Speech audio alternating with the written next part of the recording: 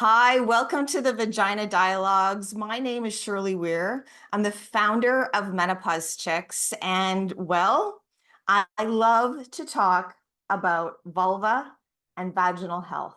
And I promise you, when I started Menopause Chicks, which is 12 years ago, and I didn't know what I didn't know, except the one thing I was sure of was that women deserved quality, verified, evidence-based information. I did not know that I would be creating a class called the Vagina Dialogues, which focuses on vulva, vaginal, urinary, bladder, overall pelvic health. It is one of the most underserved areas of women's health. And so that is why it's my pleasure to express my gratitude to you. I know that you have about a million other things that you could be doing tonight, and you chose to put your own name and your own vulva and vagina at the top of the to-do list. So thank you. Please, take your right hand, pat your left shoulder, and give yourself some gratitude as well. As I was saying, I think the presentation will be about 45 minutes this evening, followed by a Q&A. Now, this is new. Tomorrow, Thursday, January 18th, I am hosting a special Ask Anything event. So it will be similar to tonight's event, except it will be all Q&A. And if you have already watched the masterclass, which I hope all of you have, if you have any follow-up questions from the masterclass, hormone therapy FAQ, non-hormone therapy FAQ, or the Vagina Dialogues, I look forward to sharing another hour with you tomorrow night. It's a great chance to hear what other members are asking, because maybe they're the same questions you have or never thought of. And it's just a great chance to support your learning tonight, because it will go kind of fast and you might be like, oh, I have another thing. And so I'm going to try doing another Q&A tomorrow. So let's get started. Just a couple more people coming through. So the first slide, as I wrote this today, I wrote vulva and vaginal and urinary and pelvic health. And I know that that's a lot of words on the screen.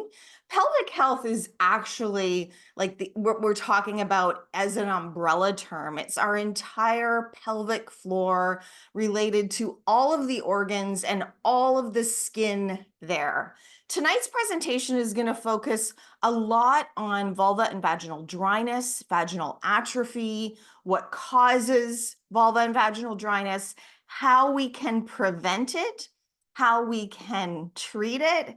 We're going to talk about UTIs in the same regard, urinary tract infections, how we can prevent, how we can treat, and we're going to touch a little bit on some other areas of pelvic floor health that I feel are really important and cannot be left out of the menopause conversation. Now, in 2018 or 2019, the North American Menopause Society decided to stop using a term vulva and vaginal atrophy, so VVA. I don't like acronyms. I think it gets in the way of women and their healthcare professionals having a really informed conversation. And so I try to avoid acronyms whenever I can. But they referred to vulva and vaginal atrophy, or VVA, and they said that women did not like to talk or use the word atrophy. Now, atrophy is a word that's used for any muscle. So if my bicep muscle, if I stop doing bicep curls, if my bicep muscle gets smaller, shrinks in size, that is called atrophy. The same thing happens to the vagina. So I'm not really a fan of taking away words that actually exist in the vernacular of women's health, and replacing it with something else. But they did just that. They replaced it with a term that goes like this: genitourinary syndrome of menopause. Okay, So I don't know about you, but I never heard this term before 2018 or 2019. And to this day in 2024, I have not yet, even after hundreds of thousands of questions in the menopause chicks community, heard anyone say, I have GSM, I'm experiencing GSM, or I'm experiencing genitourinary changes or changes to my genitourinary health, even though I use genitourinary health quite frequently, because I want to use proper terms. I hate syndrome, hate it, hate it, hate it, hate it. What I want us to focus on is health. Why don't, instead of talking about heart disease, we talk about heart health? Instead of talking about genitourinary syndrome of menopause, let's prioritize all of our genitourinary health. So, and that's why, again, I express my gratitude to you for showing up today and prioritizing your genitourinary health. Now I've got a bit of a Ferris wheel ride. I am kind of known, if you were at the masterclass already, you know that I use a roller coaster. Tonight, it's all about a Ferris wheel. And the first section is on vulva and vaginal health. So we are going to carve out the top reasons why we might experience changes, or sorry, examples of how we might experience changes to our vulva and vaginal health. Over on the left-hand side of the screen, the blue car, I've got sit. So the reason why we want to prioritize our vulva and vaginal health is we want to be able to sit comfortably. And you're probably like, sit, I sit too much. Sitting's not good for my health. Yeah. But you still want to sit comfortably when you're meditating, right? You still want to be able to sit comfortably when you're driving a car or when you're doing, at a concert that you enjoy, all of those things. And when women experience changes to their vulva and vaginal health, it can impact the comfort of how we sit comfortably. So sit is first on the list, and it is important. Next is move, okay? We want to be able to move comfortably. And next is dance. And it could be dance, it could be go to yoga, it could be ride your bike, it could be whatever you enjoy. You want to be able to do that without feeling pressure in the pelvic floor or feeling dryness or pain. Oh my goodness, no pain. And so it's really important that we address, movement for our health, but also movement for what brings us joy. And then in the next car, I've got wear jeans, or wear the clothes that you love to wear. Now, this was a big learning for me. When I started out researching vulva and vaginal health and learning from the experts, I didn't know yet that some women were walking around not being able to wear the clothes that made them feel great. In fact, one individual reported to her doctor that she showed up for her appointment and she said, "Oh, I'm so glad it's summer. I can wear sundresses now." And the doctor was a little puzzled and she said, "I'm not sure. Can you expand upon that? I'm not sure what you mean." And the woman said, "Well, I can no longer wear my jeans. It's just too uncomfortable. I have severe vulva and vaginal dryness." We don't want that for anyone. In this next car is we really want to avoid UTIs. I'm going to give you some stats in a minute, but it is overwhelming the number of reoccurring UTIs that occur in postmenopause. And if we can put a prevention strategy in place, and this might be one of the things that you take forward from tonight and share with your older sister, your mother, your grandmother, your aunts, all of the people in your life who might not have access to quality education, who might be getting more than 2 urinary tract infections like within a span of 3 to 6 months. That's not good. And so we're going to talk about why that happens and then what we can do to prevent it. We also want to avoid incontinence and prolapse. So these are two things that can happen When estrogen declines in postmenopause, our pelvic floor is really impacted. It misses that natural production of estrogen. It's probably been missing natural production of hyaluronic acid for years or for a couple of decades even. And so incontinence, peeing, leaking urine, is not just part of being a woman. It's something that we want to avoid and or treat. If you are currently already experiencing incontinence or prolapse, I want you to know that this is not a shaming exercise like you woulda, shoulda, coulda. It is, we're going to explain all the ways to prevent and treat. It is both, okay? We also want to be able to insert fingers, penis, toys comfortably. Now, in doing the research and holding up a rear view mirror to the information, the health information, the research that's available in this area of genital urinary health, you will see a lot of references to sexual health. In fact, some papers and some research anecdotes make it sound as if our vulva and vaginal health is all about sexual health. It's a part of it. Sexual health is a part of our vulva and vaginal health, but this is our one body that we get to travel through this world for hopefully 10 decades, and it is not about sex, but it's about sex, if that is something that you choose. And when I say sex, I am referring to sexual activity with or without a partner.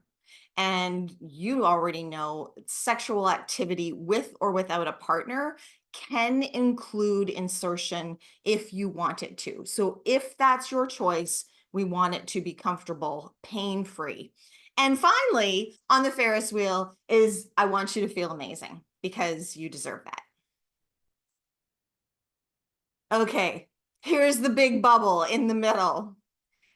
This is a myth that I have to debunk because since the beginning of Menopause Chicks for 12 years, I have met many an individual who has come to me with the assumption that things will get better with time. Now, sure, we are all individuals, so your sleep might get better with time. You might choose to do nothing. I hope you don't about your sleep. I hope you do something. But if you choose to do nothing, there's a chance that it might get better with time. There's also a chance that vasomotor symptoms might get better with time, but I don't want you to do that. I want you to address them. I want you to treat them like a check engine light. And the same goes for any noticeable changes to our vulva and vaginal health, because it will not get better with time. And this is what keeps me awake at night and why I will say this again and again and again. I hope you talk to the older women in your life who might not have this information and they might be suffering needlessly and in silence. Okay, just a couple more points to make about the Ferris wheel. Over on the left, I've written the words brain health, and there's a dotted line to sitting because I want to include mindfulness practices and meditation in which you may be sitting. So I want you to sit comfortably. So that's related. But I also want you to think about what is the first thing that I'll say a woman might do if she's experiencing dryness or leaking urine when she doesn't want to, or even having sort of that urge incontinence where she's afraid to go shopping or do the social things that she used to love because there might not be a bathroom and all of those social anxious activities. What she usually does is withdraw, stops going to line dancing, stops going to play tennis or whatever it is that she loves. And when we stop moving, that impacts our brain health. So that's why this is so important. Everything is connected here. You might have found, I've put sort of some surprise lines around wear jeans and avoid UTIs. You might be kind of surprised by that, and you might not have connected the dots before. This was learning that I had to have, right? So the urethra, which is this little, I don't know if you can see it on your screen, but it's this little rosebud here on my vulva puppet. When estrogen declines post-menopause, the urethra gets shorter and smaller, and that makes it more susceptible to infection. And the most common type of infection is a urinary tract infection or a UTI. So I was like, oh, vaginal health is connected to UTIs. Like I needed to connect those dots in my own brain. And now it just makes so much sense. And it's, secondary for me in terms of sharing it with you, but this might be the first time that you're hearing that. Or if you were to go to visit your grandmother tomorrow and try to explain the connection, you might need to call out this video or grab a picture of the vulva, either, from this class or, off the internet, and just kind of draw a visual. It might be the first time that she's hearing it. Avoiding incontinence. So I put the word costly there. I've got some numbers for you later in the slide deck, but when we think of cost, sometimes we think, oh, I don't have the money this month to go see a pelvic floor physiotherapist, or, it's just not on my to-do list. And then if you fast forward and you think, but if I have to use paper-based disposable incontinence pads starting, I don't know, when I'm late 50s, early 60s, and I live to be 100, what is that actually going to cost me? And not just in money. Yes, money at the cash register, but also to the environment, to my self-confidence, to the way that I navigate in the world. So something to keep in mind. Comfortable insertion.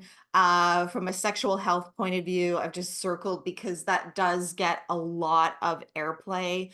In fact, when you are in your doctor's appointment, there's a chance that your doctor might start this conversation if they start the conversation. But now, after tonight, I know that you're going to start the conversation.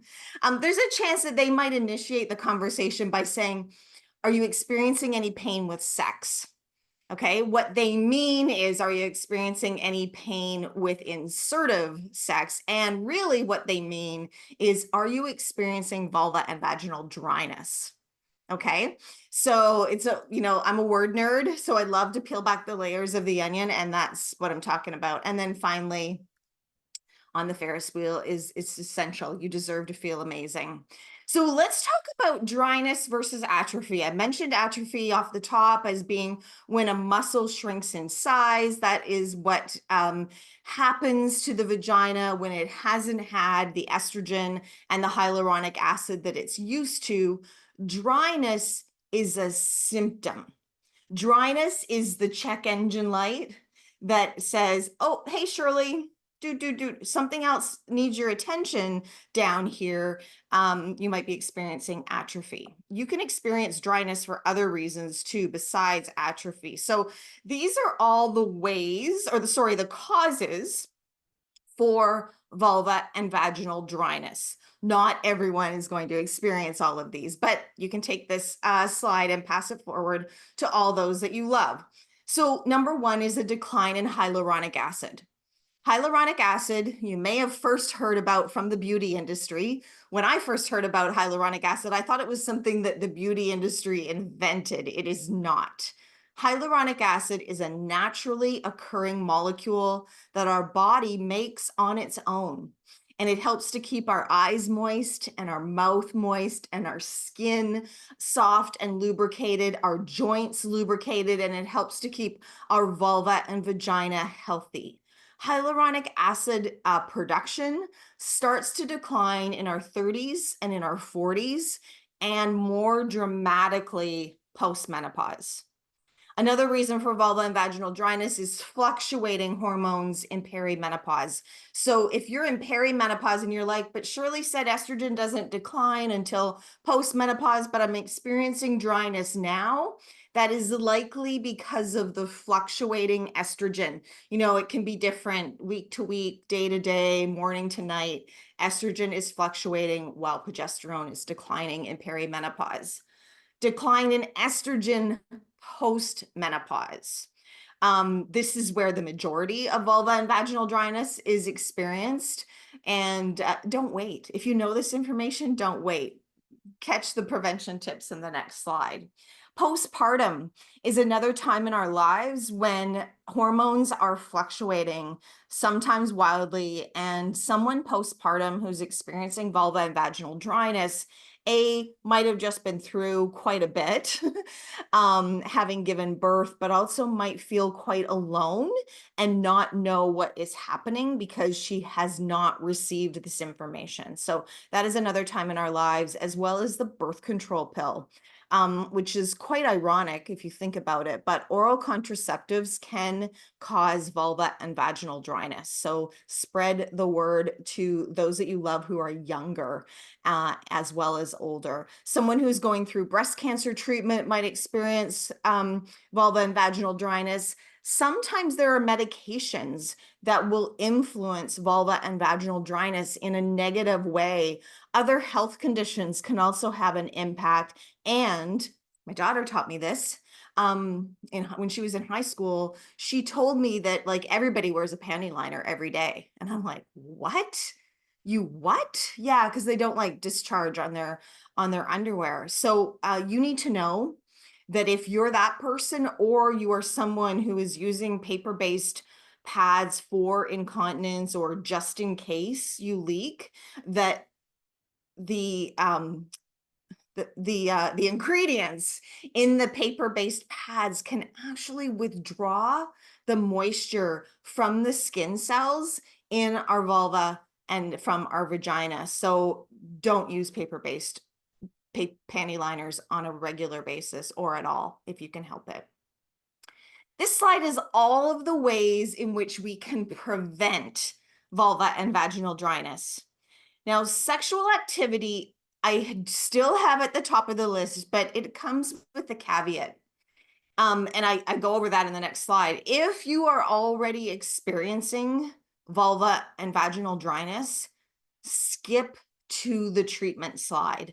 Do not engage in insertive sexual activity until you've had a chance to treat it. Okay, it's just going to, it's not going to be fun. It's just going to exasperate the condition. You might say, oh, if I use lube, it's okay. But then the next time it doesn't get any better. We'll talk about the difference between lubrication and all of the other treatments that are available. However, if you are in perimenopause and you engage in regular sexual activity with or without a partner, the energy that sends to the pelvic floor is very supportive of vulva and vaginal health. So it could just be supporting your overall health. Number two, that is a must for everyone is regular pelvic floor exercise.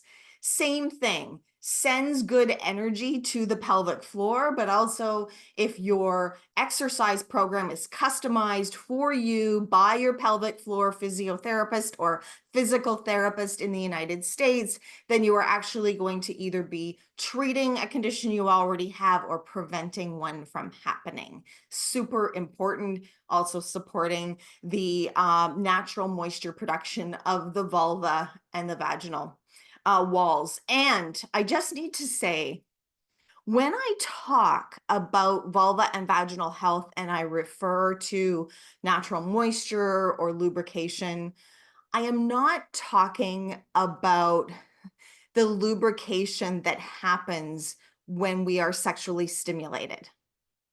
So that's a very important distinction.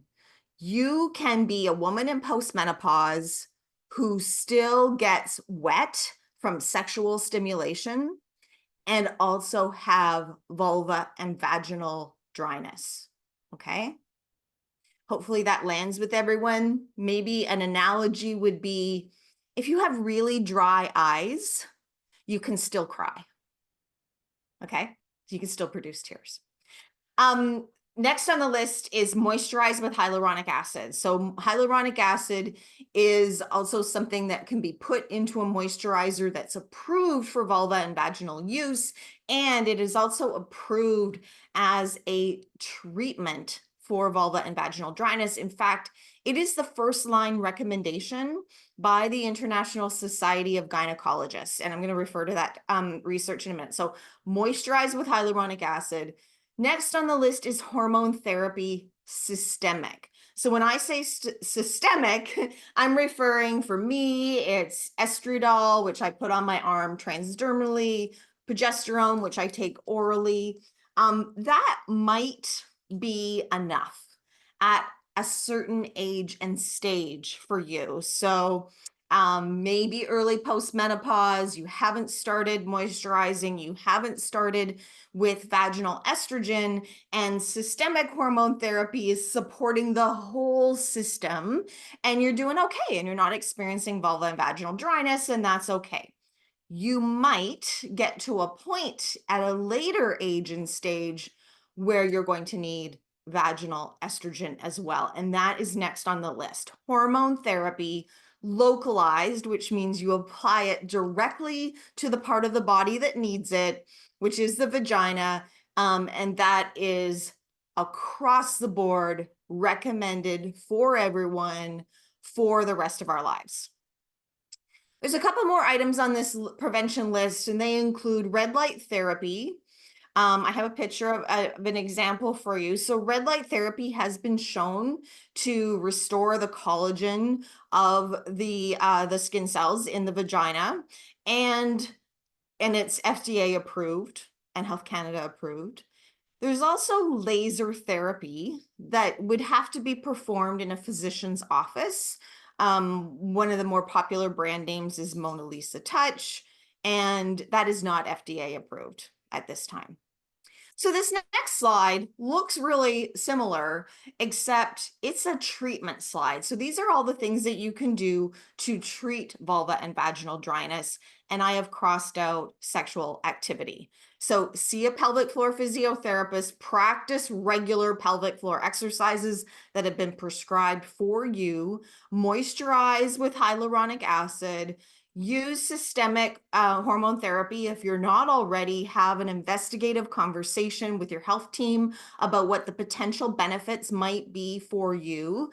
Included in that investigative conversation, include vaginal hormone therapy, make sure it's on the list. And then the two others that I mentioned, red light therapy, which would be at home.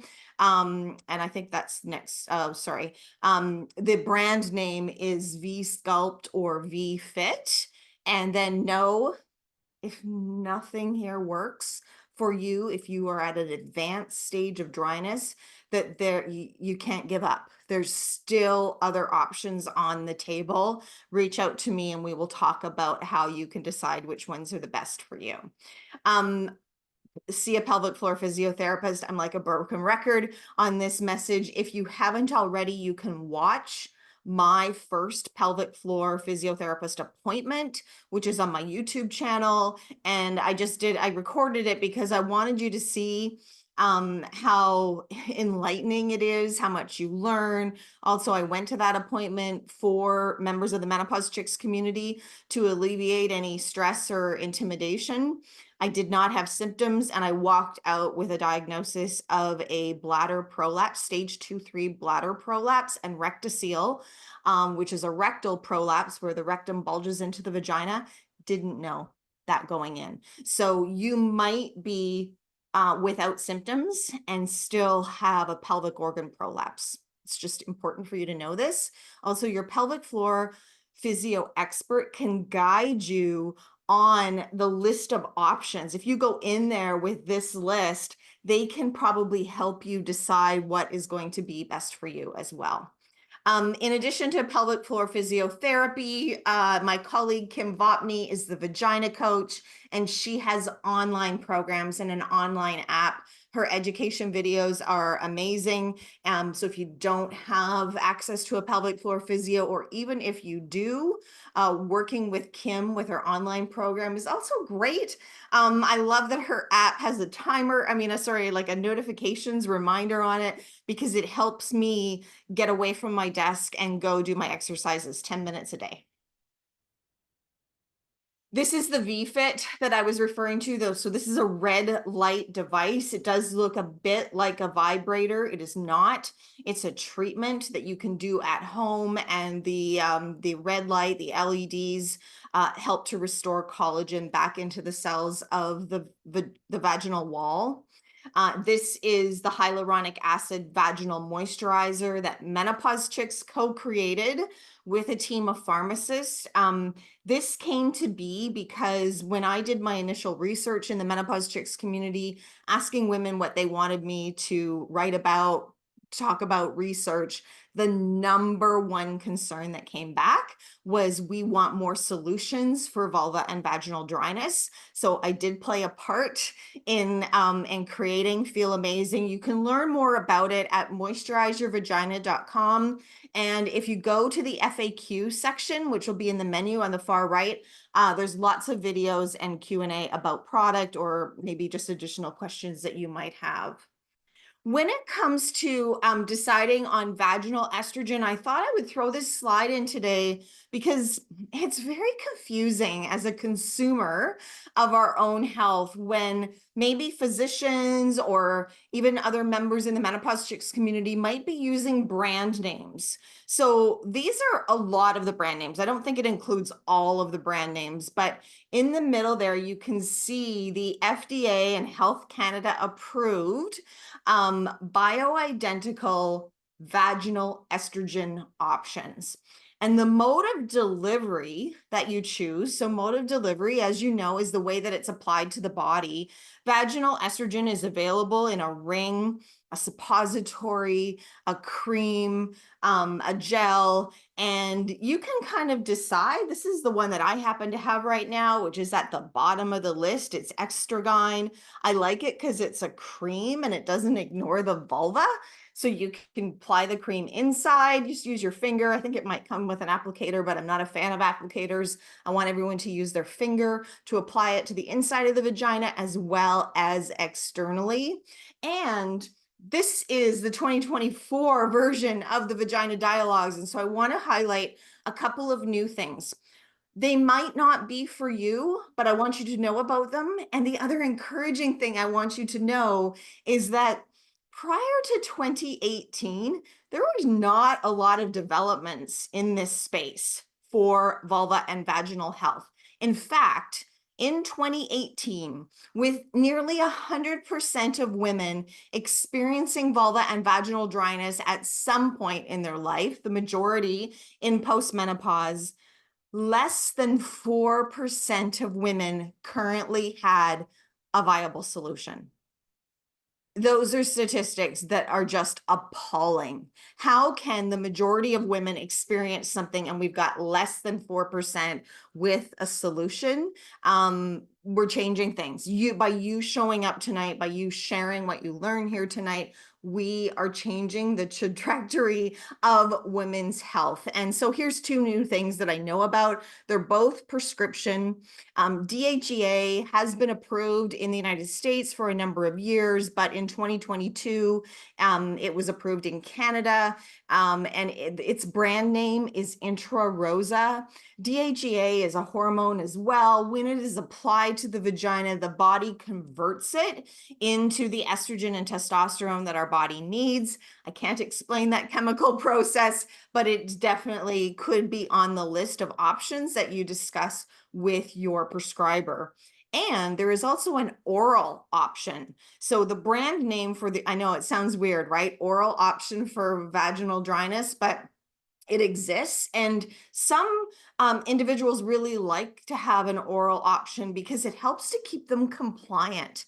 If you are on a protocol that requires you to apply it at night, for example, and you're like me and you're really tired at the end of the day and you fall asleep and you forget, and then the next night you forget, you might actually enjoy having an oral option so that in the morning, when you're taking your other supplements or your other hormone therapy, that you are, can just take care of your vulva and vaginal health at the same time. So the oral option, the brand name is called Osphena, and it was approved last year in Canada. Okay, quickly, we're going to go through the difference between moisturizers versus lubricants. And some health professionals still recommend lubricants as a treatment for vulva and vaginal dryness. I am going to debunk that myth and invite you to correct them if anybody says that to you. So if the question is, should I use a moisturizer or a lubricant? The answer is yes, both. And here's the difference. So you want to moisturize with hyaluronic acid the same way you moisturize your other skin. Develop a routine. I shower and then moisturize with hyaluronic acid, get dressed right away. It's just part of a regular routine. Hyaluronic acid was discovered by this doctor, Dr. Petra Stute, who is a Swiss gynecologist. And what she found in her study was that hyaluronic acid was as effective as vaginal estrogen for the treatment of vulva and vaginal dryness. And this research is from 2013.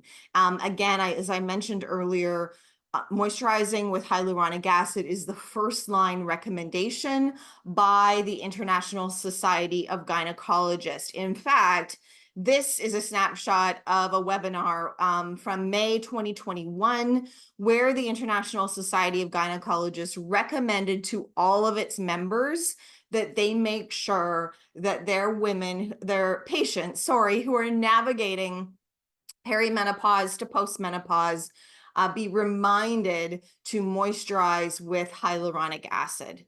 And you take that back home to where we are right now. So I went into my local pharmacy and I just snapped this picture. And I was like, man, this is confusing because not all of the manufacturers get it. Their copywriters, their marketing departments do not get the language. And you can see how this is so confusing. We've got everything from vaginal moisturizer and lubricant. Well, a lubricant is something that you use to prevent barrier, to provide a barrier to friction. It's used for sexual activity, for pleasure and fun. A moisturizer is used away from sexual activity. You would never put on a really high quality hyaluronic acid moisturizer on your face that was intended for your face and then rub it all off. You would put it on and then allow it to do its job. Moisturizing your vulva and vagina, and please only use products that are approved for the vulva and the vagina. That's really important. Do not use facial products. Moisturizing away from sexual activity is going to allow the cells of the vulva and the vagina to optimize those ingredients. And hyaluronic acid is a super strong molecule. In fact, it can carry over 1,000 times its weight in one of those pumps. And you notice a difference so quickly that you wouldn't want to use it as a lubricant because you wouldn't want to waste it or rub it all off. So I encourage us to stay away from this confusion and follow the evidence, follow the verified research and the recommendation of experts. This is another slide I just wanted to include here today. When we talk about lubricants, lubricants is an unregulated category. So on one hand, I want to tell you, use whatever pleases you. Preferably a high quality lubricant, but really it's single use. It's a barrier to friction. But I included this slide from Smitten Kitten. You can go to smittenkittenonline.com. It does a really good job of showing the pH of a lubricant if you are shopping for one. And the natural pH of the vagina is between 4 and 5. And so you want to focus on the products that are in the orange category. Now, here's the thing. Lubricant manufacturers are not required to put the pH or the osmolality of their products on the packaging. So you got to dig or try to phone them. I don't know if that's even possible these days. So a couple of tips. There's some brand names here that you might recognize: Good Clean Love, Slippery Stuff, Astroglide, KY Jelly. But a lot of those brands also produce variations on their brands. And so if the product is minty, or it's designed to stimulate, or has something added to it, I can promise you that the pH of that minty lubricant is way higher. Now, that might not be an issue for you, but it depends on the health of our vagina. So pH can change from its natural state through a lot of different reasons. It can change from menstruating, fluctuating hormones, semen are going to change the pH of the vagina.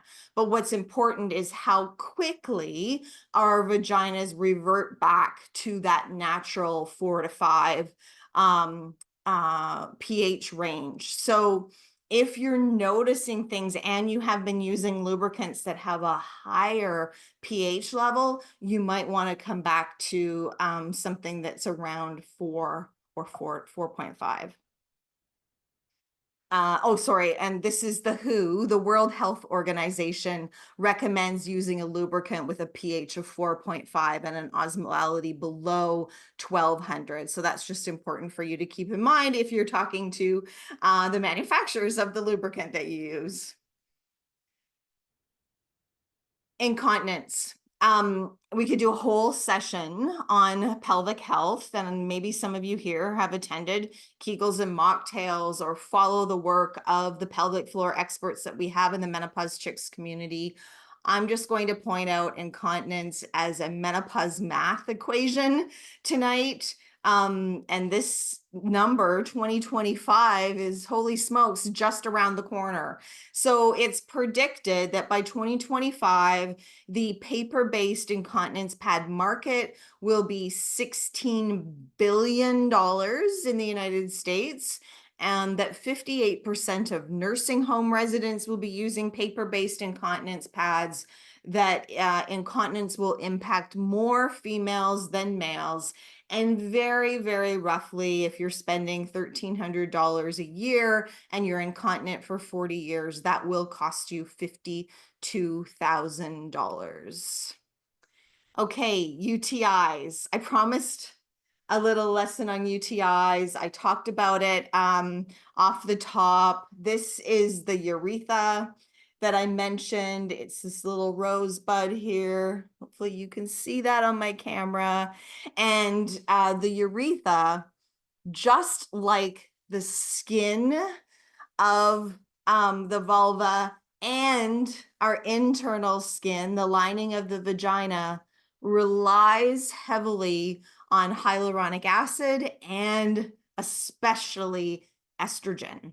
So when we reach menopause and estrogen goes for that steep decline, one of the body parts that is impacted is our urethra, and it can get shorter and smaller. When it does, it makes it more susceptible to infection. The most common type of infection is a urinary tract infection. Now, the kidney associations of Canada and the United States have given me this stats. I ran them by one of my favorite gynecologists a couple months ago, and she said, no, way too low, not even. So the statistics were that every year, reoccurring UTIs, which would be more than one in a 6-month window, account for 500,000 or 500,000 doctor visits in Canada. Now, there are 6.5 million Canadians right now without a family doctor. So just imagine the capacity that we could shift if we could open up 500,000 doctor visits a year by eliminating those reoccurring UTIs. The numbers in the US are 10.5 million.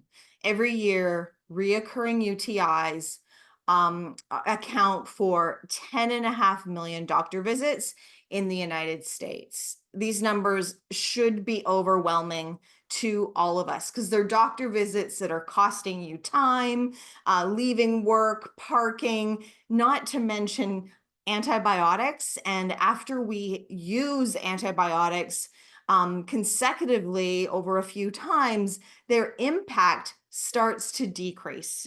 And so then we have a real situation on our hands because we're still getting the regular UTIs, but the first line treatment is no longer working for us. So we need to flip this paradigm around UTIs and make sure that every woman, especially every woman in postmenopause, knows how to prevent a UTI. I have a YouTube video and an article on menopausechicks.com. Look it up. It's called Say Goodbye to UTIs. But here, in a nutshell, is what the urogynecologist in that video recommends. Number one, left-hand side of your screen, vaginal estrogen. And you can also moisturize with hyaluronic acid too and make sure your urethra is getting the advantage of that moisturizer. But vaginal estrogen is the approved recommendation by both the Canadian and the US Urological Association, plus PAX.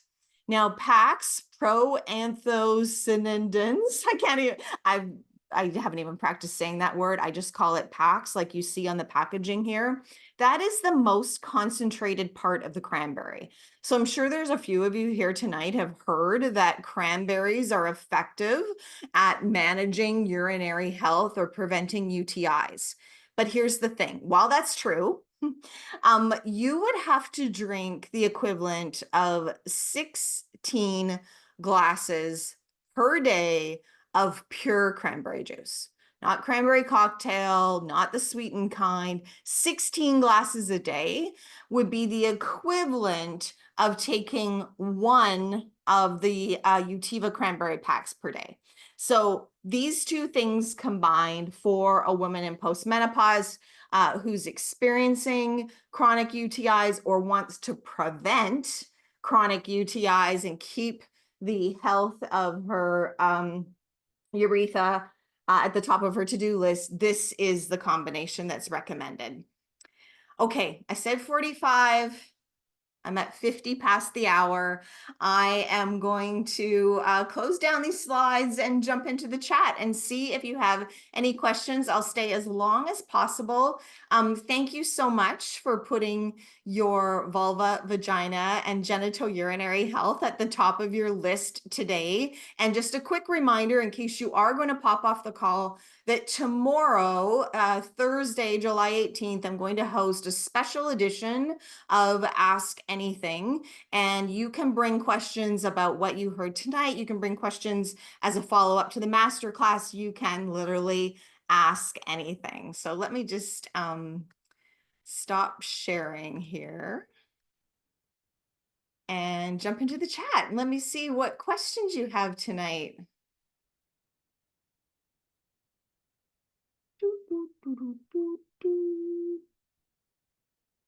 Okay. Genitourinary health needs more attention. Good job, Shirley. Yes, it does. And so we're doing that. That's great. I went to a pelvic floor physiotherapist and she repeatedly lamented about my dry and wrinkly labia and blamed me for using a non-soap cleanser instead of using just water. I never went back. I felt shaming. This was a couple of years ago. I'm 49 now. I am so sorry to hear that that is your experience. I do not get a lot of comments like that from pelvic floor physiotherapists. I would implore you to research and find someone else that you feel really comfortable adding to your health team. But you do bring up a really great learning point for all of us here. So the vagina is a self-cleaning oven. It doesn't require any soap, any products, nothing that's not approved to be there. No washes, water, and moisturizer, and lubricant. but nothing else. You do not need a wash. As far as externally, for the vulva or the labia, water's okay too, just water. But if you are wanting to use a wash, make sure that it is something that is approved to be there. Nothing on the vulva or the vagina that is not supposed to be there.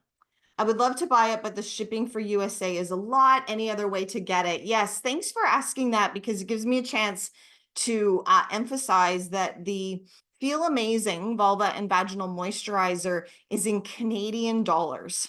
So you're in the US, there is a flat rate shipping fee via Canada Post to ship to the US, but the exchange rate between Canadian dollars and US dollars right now is approximately 30%. So you're saving 30%, and your credit card company will convert the amount on the day that you get your credit card statement. So it's an automatic savings for our friends in the United States, and it's great for Canadians that we get to order it and purchase it using Canadian dollars.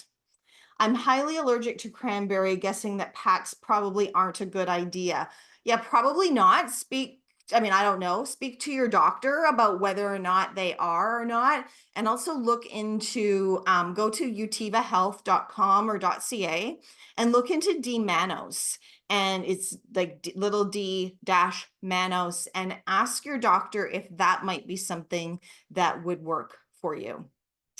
I have a question about what you called physiotherapy in the US versus Canada. You said it's a different name. Yeah, it's just one of those nuances, like we spell color with a U in Canada. So pelvic floor physiotherapy is the umbrella term for the health segment that we're talking about. The individuals who are approved to work as our therapists in Canada are called pelvic floor physiotherapists, and in the United States, they're called pelvic floor physical therapists. And so you would go to a pelvic floor physical therapy clinic in your neighborhood, ask them if they have a pelvic floor physical therapist or physiotherapist on their team.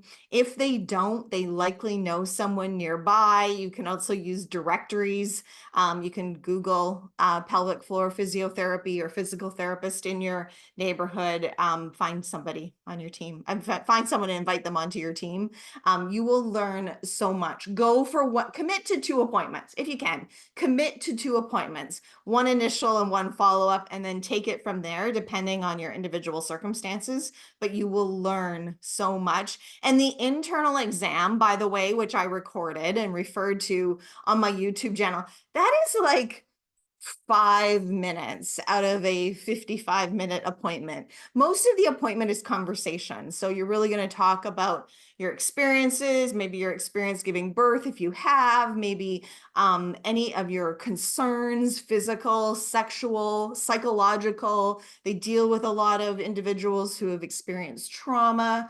It's just such an amazing experience, and it can be very proactive, and it can also be very responsive and reactive, which means if you're currently experiencing pelvic organ prolapse, incontinence, pain, vulva and vaginal dryness, even back pain, hip pain, all of those things are connected to our pelvic floor. You are going to learn a lot.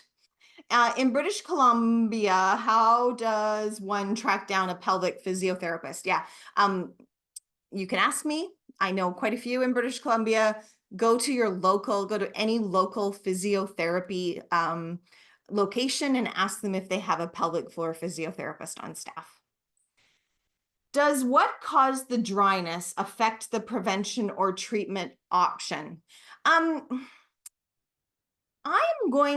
My first reaction is no, but now I'm rethinking that and going back to the slide of what causes dryness. You probably are not going to use vaginal estrogen, for example, as a treatment option for somebody postpartum. So, or somebody who's on the birth control pill for sure, for sure.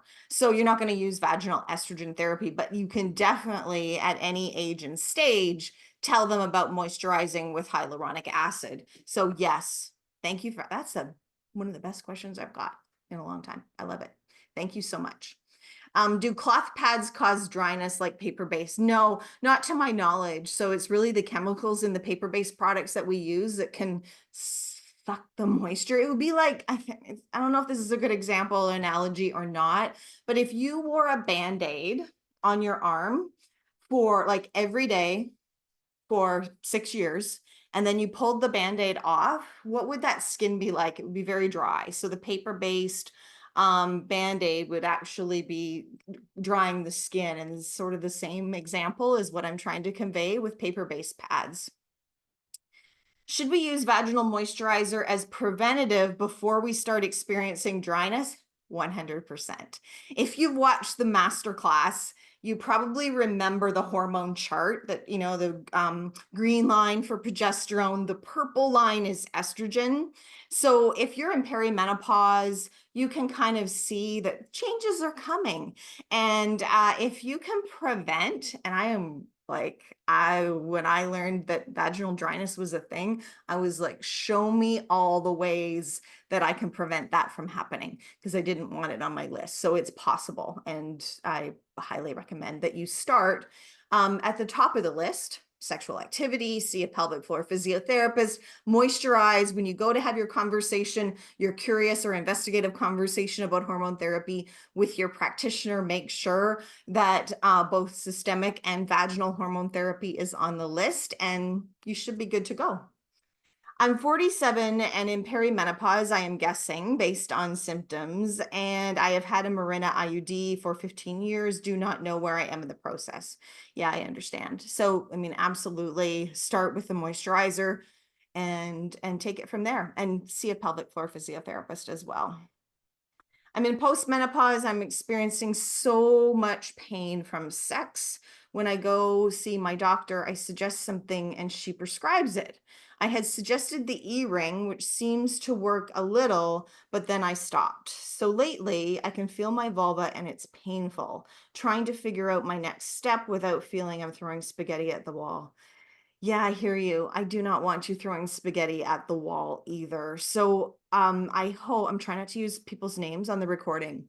I hope that the slide, and when you get the replay tomorrow, go to the slide for treatment options. And I would say, I mean, if the ring is your choice, that is an option, but you might want to look at a cream. So one of the problems with vaginal products, and the reason I put them all up there so you could see everything on the menu, is that a number of them, like a suppository or a ring, ignore the vulva.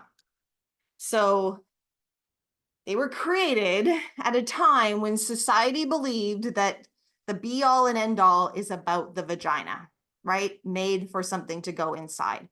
I am here to debunk that myth, and I would encourage you to use something that's going to treat both the external as well as the internal. Skin is skin. They're both parts of the skin. They both miss the hyaluronic acid and the vaginal estrogen, and they both deserve quality treatment.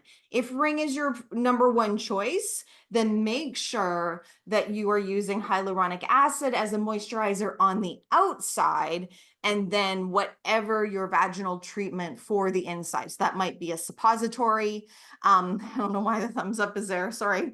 That might be like Vagifem is a popular prescription. That's a suppository that goes inside. So you still have to make sure you're taking care of the vulva outside. Hopefully that answers your question, but please follow up with me if you need anything, including script tips to go to your next appointment. All right. How many doses are, oh, thank you. Another great question. How many doses are there in the various sizes of the Feel Amazing hyaluronic acid? Okay. So this particular moisturizer is approved by Health Canada.